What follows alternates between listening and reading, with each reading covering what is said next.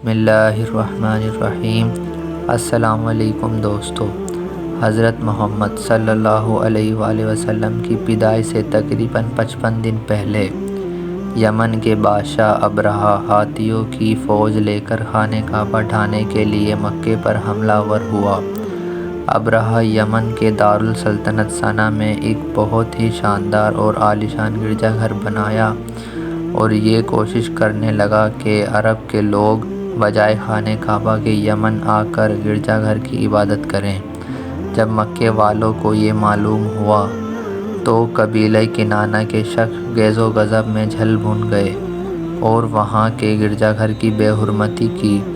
جب ابرہہ نے یہ واقعہ سنا تو وہ طیش میں آ گیا اور خانہ کعبہ کو ڈھانے کے لیے ہاتھیوں کی فوج لے کر مکے والوں پر حملہ آور ہوا، اور اس کی فوج کے اگلے دستے نے مکے والوں کے تمام اونٹوں اور دوسرے مویشیوں کو چھین لیا۔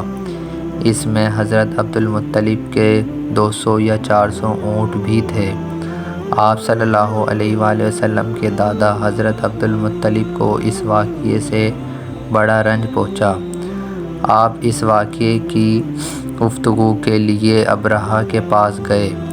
ابرہہ نے اپنے خیمے میں آپ کو بلایا اور عزت کے ساتھ بٹھایا اور دریافت کیا کہ قریش مکہ کے سردار، کہیے کیا بات ہے، کس بات کے لیے آپ یہاں آئے ہیں؟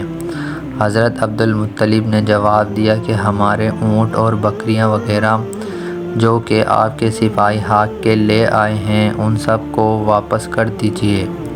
یہ سن کر ابرہہ نے کہا، اے سردار قریش، میں تو یہ سمجھتا تھا کہ آپ خانہ کعبہ کے بارے میں گفتگو کریں گے، مگر آپ اپنے جانوروں کے بارے میں گفتگو کرنے آئے ہیں۔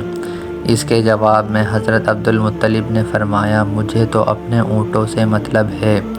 کعبہ میرا گھر نہیں بلکہ وہ اللہ کا گھر ہے، وہ خود اپنے گھر کی حفاظت کرنے والا ہے۔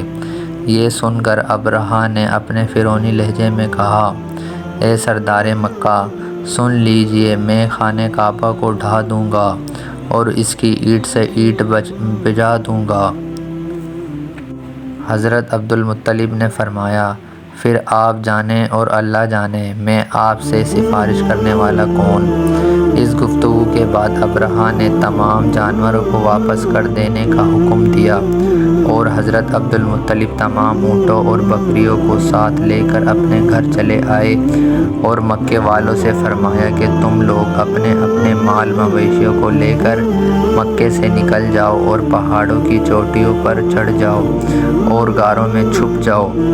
مکے والوں سے یہ کہہ کر اور پھر خود اپنے خاندان کے چند آدمیوں کے ساتھ لے کر خانہ کعبہ گئے اور وہاں جا کر خانہ کعبہ کا دروازہ پکڑ کے اللہ پاک سے دعا کی، اے اللہ، بے شک ہر شخص اپنے اپنے گھر کی حفاظت کرتا ہے، آپ بھی اپنے گھر کی حفاظت فرمائیں۔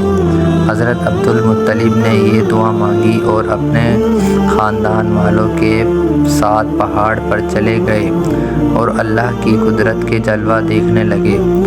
ابرہہ اگلی صبح اپنے لشکر کے ساتھ خانہ کعبہ میں پہنچا اور اپنے ہاتھیوں کے لشکر کے ساتھ خانہ کعبہ کی طرف چڑھائی کرنے لگا، مگر ہاتھی وہاں جاتے نہیں تھے۔ اس نے بہت زور لگایا، کھینچا، مگر ہاتھی ایک قدم بھی آگے نہ بڑھاتے تھے، پیچھے کی طرف چلتے تھے مگر آگے نہ آتے تھے۔ اس حالت ہی کے اندر ابابیل، چھوٹے چھوٹے پرندوں، لشکروں کے لشکر آنے لگے اور اپنی چونچ اور پنجوں کے اندر چھوٹی چھوٹی کنکریاں لے آئے، سمندر کی طرف سے آتے رہے۔ ابابیلوں کے ان دل بدل لشکروں نے ابرہہ کے لشکروں اور فوجوں پر اس زور شور سے سنگباری کی کہ ابرہہ کا لشکر تہس نہس ہو گیا اور اللہ کا عذاب اس پر نازل ہو گیا۔